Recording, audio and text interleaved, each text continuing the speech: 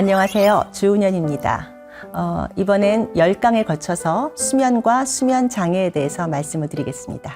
사람들이 원하는 잠부터 먼저 말씀을 드릴게요. 제가 굉장히 많은 환자들을 보고 일반 강연을 하면서 듣는 얘기입니다.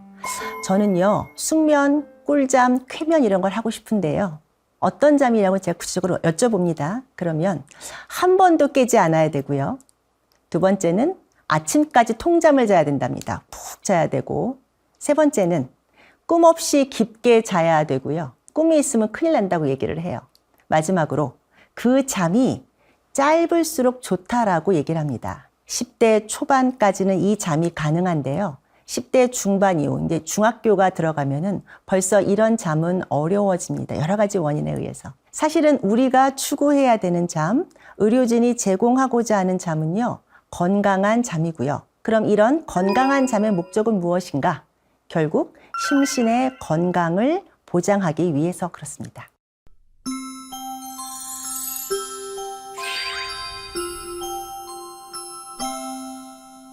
우리가 불과 100년 전까지만 해도요, 잠은 죽어있는 거와 깨있는 거의 가운데 그냥 별거 아닌 단계로 우리가 알고 있었거든요. 이제까지. 지난 100년 동안 굉장히 과학기술이 발전하고 과학 도구가 생기면서 잠을 레코딩하기 시작했습니다. 그랬더니 이전에 생각했던 그런 단순한 곳이 아니라 굉장히 복잡한 뭔가 이루어지고 있는 걸 관찰하게 되었고요. 그래서 이 잠은 뇌를 위한 뇌에 의한 과정이라는 걸 알게 되었습니다. 굉장히 정밀하게 체계화되어 있고 생명 유지에 꼭 필요하고 굉장히 많은 뇌신경들이 유기적으로 조직되어서 구성되어 그래서 이루어지고 있는 과정이 잠이었다는 겁니다. 그러면 그 잠을 자는 이유, 왜 자야 하는가는요. 보통 우리가 크게 5가지로 얘기를 합니다. 첫 번째는 새로운 신체 조직의 성장과 치료입니다. 우리가 아프거나 다쳤거나 수술을 받았거나 충분한 수면과 좋은 수면이 보장되지 않으면 그 치료 회복이 잘 안 되는 것을 경험적으로 많이 느꼈을 겁니다. 두 번째는 체온 조절의 역할을 합니다. 세 번째는 신체 대사 조절을 하고요. 네 번째로는 면역 기능을 유지시킵니다. 그래서 잠을 만성적으로 못 자거나 아니면 힘들어 하시는 분들은 굉장히 여러 감염에 취약하다는 걸 알 수가 있고요. 마지막으로 뇌기능과 기억력 유지에 좋은 잠은 반드시 필요합니다. 그다음에 이제 수면의 구성과 단계에 대해서 말씀을 드릴게요. 수면은 크게 잠은 non-REM 수면과 REM 수면으로 구분이 됩니다. 그러니까 REM이란 뜻은 영어로요. 굉장히 빠르게 좌우로 움직이는 눈동자를 보이는 꿈잠을 얘기합니다. 그렇지 않은 잠이 non-REM인데 전체 100%라면은 REM 수면은 25% 정도고요. 성인 기준으로 나머지가 75, 80%가 non-REM 수면입니다. 그래서 non-REM 수면은 크게 3단계로 이루어져 있는데요. 보통 우리가 자려고 누웠을 때 눈 감고 잘까 말까 하는 그 단계가 보통은 1단계 non-REM 수면이에요. 그때 뇌파를 보면은 눈동자가 천천히 좌우로 움직이고 그리고 뇌파가 점차 느려져 세타파가 나오는 잠이고요. 그 파가 1분 30초 이상 발생하거나 30초 이상 지속이 되면은 우리가 잠에 들었다라고 얘기를 하고요. 그 잠은 N1잠, 1단계 잠이라고 합니다. 이때는 우리가 선잠, 얕은 잠이라고 하고 어떤 분들은 그때 말 시키면 대꾸도 합니다. 하지만 나중에 기억은 못하죠. 근데 이 잠은 전체 수면의 10%가 넘어가면 안 돼요. 왜냐면 그게 넘어가면은 환자분들은 사람들은 난 잠들기 어려워. 잠만 자려고 그러면 깨 라고 느끼는 게 1단계가 많아졌을 때입니다. 이제 1단계 별 문제가 없이 넘어가면 이제 2단계가 됩니다. 이때 뇌파는 특징적으로 K 컴플렉스라고 하는 거와 방추체라고 하는 특징적인 마커들이 나오면서 잠이 더 깊어져요. 깨워도 잘 안 일어나고 호흡, 심박수, 체온이 더 가라앉아요. 이거 진짜 잠이고 전체 수면의 한 50% 차지합니다. 우리가 수면제를 먹잖아요. 잠이 들게 하려면 그거는 1단계 잠을 최소화시키고 2단계로 끌어들이는 역할을 하는 게 수면제의 역할입니다. 그래서 2단계에서 이제 별 문제가 없이 이벤트가 없이 깨지 않으면 3단계로 넘어가는데요. 그 3단계가 우리가 그렇게 갈망하는 깊은 잠입니다. 깊은 잠은요, 뇌파를 보면은 델타파라고 그래서 굉장히 느리고 진폭이 큰 파가 나오는 잠이고요. 이땐 정말 회복의 잠이에요. 모든 혈압과 호흡, 맥박이 안정화되고 에너지가 축적이 되고요. 성장 호르몬이 분비가 되는 굉장히 중요한 잠이에요. 또한 이때 낮에 들었던 정보가 뇌 안에 저장이 되는 중요한 잠이라서 이 3단계 잠은 우리가 깊은 잠, 서파 수면이라고 얘기를 하는데 전체 수면에서 한 10%는 넘어줘야 돼요. 그런데 안타깝게도 이 서파 수면은 굉장히 외부 자극과 연령에 취약해서 나이를 먹을수록 가장 먼저 없어지는 게 바로 이 3단계의 잠입니다. 특히 3단계 잠은요, 많은 분들이 갈망하는 잠인데 나오는 시간대가 있어요. 밤 10시부터 2시 사이에만 선택적으로 나옵니다. 그 뒤에는 안 나와요. N3 잠, 3단계 잠이 10시부터 2시까지 나오는 거에 대해서 많은 분들이 의아해 하세요.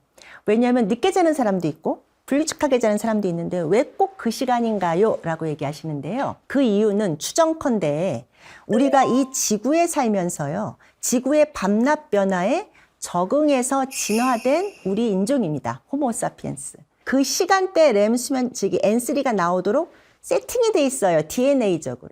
그래서 내가 임의로 시간대를 옮긴다고 같이 옮겨지는 게 아니라 안 나오는 겁니다. 그래서 우리가 규칙적으로 자야 된다, 아이들은 10시 전에는 반드시 자야 된다라고 하는 이유는 성장 호르몬을 놓치지 않기 위해서 그런 거예요. 그래서 이렇게 1, 2, 3단계는요, 특히 전반적으로 봤을 때 골근격계의 피로를 회복시켜주는 잠이에요. 그러니까 우리가 어릴 때 운동회를 하고 굉장히 몸이 피곤했지만 다음날 잘 자고 다음날 일어나면 몸이 언제 그랬냐는 듯이 굉장히 가뿐했었죠. 근데 어른이 된 지금은 사실 그런 걸 잘 못 느끼거든요. 이유, 3단계 잠이 부족하거나 없기 때문에 그러합니다. 그래서 여기까지가 넌렘 1, 2, 3단계였고 별 문제 없으면 여기서부터 이제 렘 수면으로 넘어갑니다. 렘 수면은 아까 말씀드린 Rapid Eye Movement. 그래서 눈이 좌우로 왔다 갔다 굉장히 빠르게 움직여요. 굉장히 빠르게 움직이기 때문에 굉장히 재밌는 잠이라고도 얘기할 수 있고요. 그때 꿈꾸는 잠 맞습니다. 전체 꿈의 한 95%가 이 잠에서 생기고요. 이 렘 수면은 굉장히 특이한 잠이에요. 그 앞에 넌렘 수면이란 1, 2, 3단계는요. 저희가 팩트라고 하는 기능 검사를 해보잖아요. 그러면 마치 깨어있을 때보다 활성이 줄어들어서 뇌가 쉬고 있네? 라는 생각을 할 수가 있는데 반면 이 렘 수면은 오히려 더 활발해져요. 마치 깨어있는 단계 같습니다.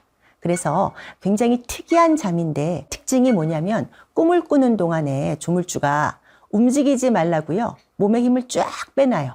그래서 눈동자 움직임 하는 눈동자를 움직이는 근육과 호흡 근육 빼고는 다 마비가 됩니다. 그렇지 않으면 꿈속에서 행동을 그대로 할 수 있기 때문에 위험할 수 있어요. 이게 정상적인에서 약간 풀리는 게 뭐냐면 가위 눌리는 거예요.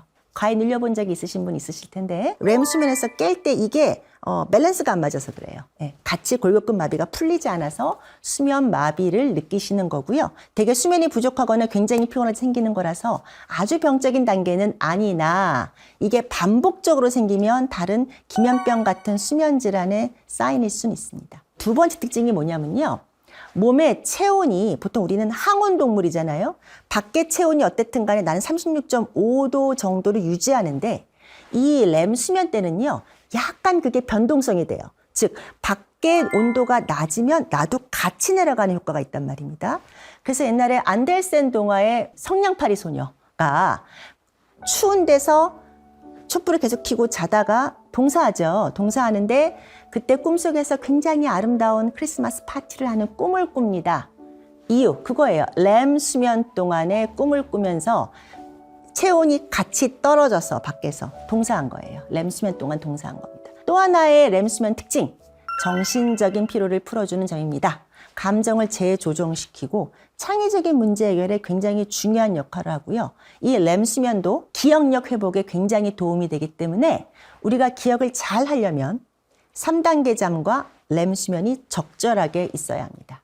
이렇게 1, 2, 3단계 렘 수면까지를 하나의 원 사이클이라고 하고 보통 90분에서 120분 정도 소요돼요. 한 사이클이. 그게 하룻밤에 4번, 5번 반복되는 게 우리의 잠입니다. 그런데 첫 번째 사이클에서는 아까 넌렘 수면의 3단계 잠이 주로 나오고요. 3, 4, 5단계에서는 3단계 잠은 나오지 않아요. 그래서 새벽으로 갈수록 렘 수면이 많아지기 때문에 많은 분들이 꿈꾸다가 깨요 라고 하는 건 정상입니다.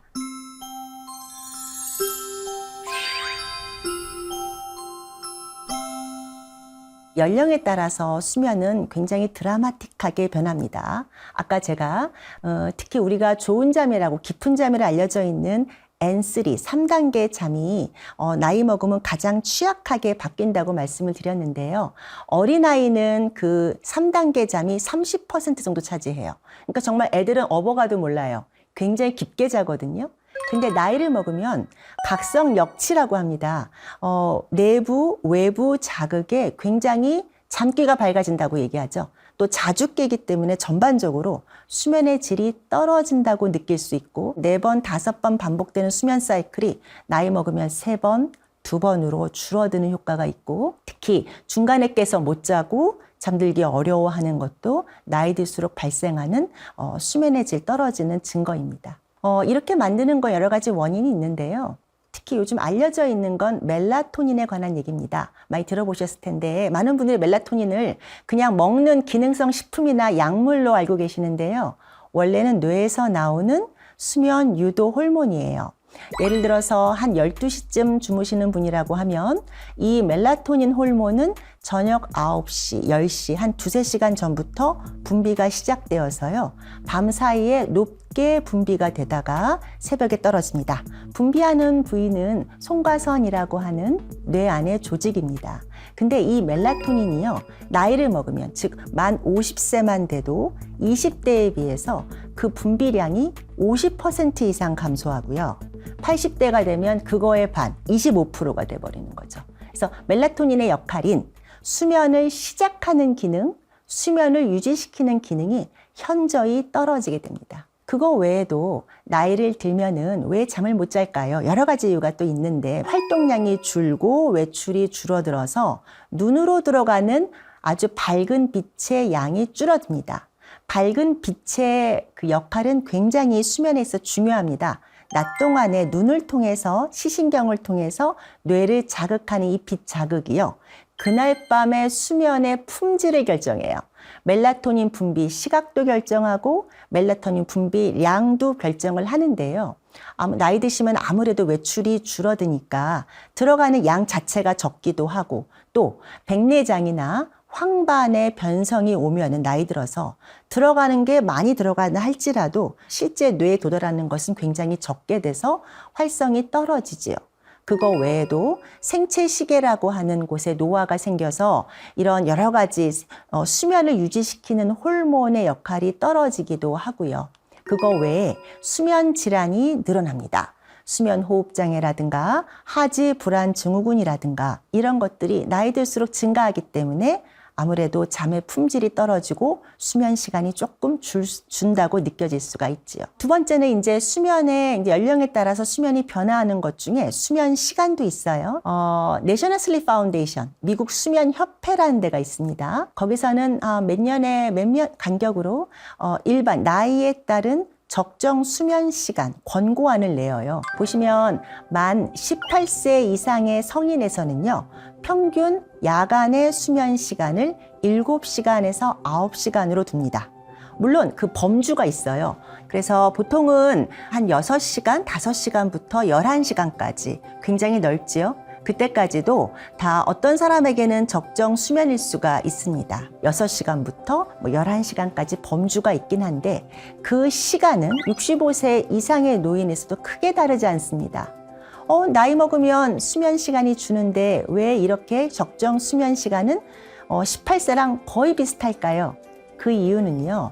야간의 수면 시간이 줄고 대신에 잠을 못 자는 노인들이 낮 시간 동안에 졸거나 낮잠을 자거나 그걸 인지하든 인지하지 못하든 그런 시간이 사실은 다 모은다면 24시간 중에 7시간은 되거든요.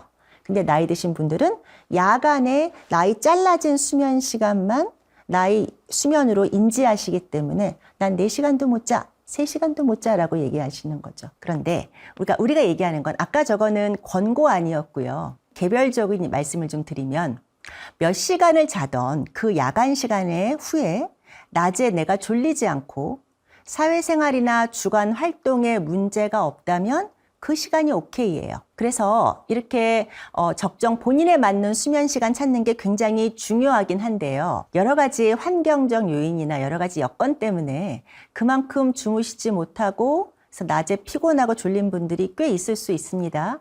그러면 이런 부족한 수면을 어떻게 보충하면 될까요? 많은 분들이 휴일에 좀 길게 자죠. 그렇게라도 보충을 하면 되는데요. 중요한 것은 주중, 그러니까 평일에 비교했을 때 취침 시간을 일정해야 돼요.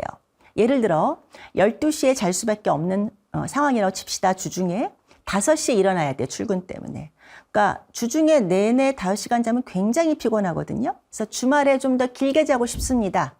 그런데 이런 분들이 꼭 새벽 2시, 3시에 자기 시작해요. 그리고 11시, 12시까지. 그래서 길게 자긴 하지만 그런 분들 여쭤보면은 하나도 피로가 풀리지 않습니다. 그때 중요한 것은 취침 시간 12시를 꼭 지키시고 더 잘 수 있으면 7시, 아침 8시, 9시까지 그건 문제가 없다고 생각합니다.